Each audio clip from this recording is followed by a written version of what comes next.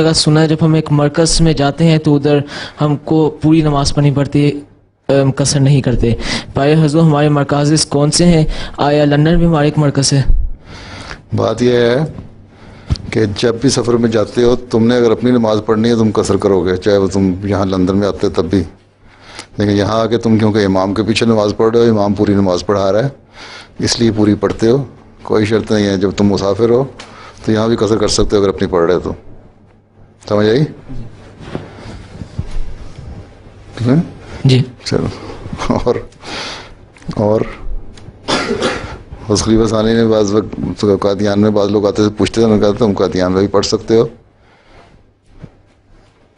قصر، لیکن اپنی پڑھ. اگر تم نے مردوں نے تو نماز با جماعت پڑھنی ہے، اس لیے مجبوری ہے پوری پڑھنی ہے.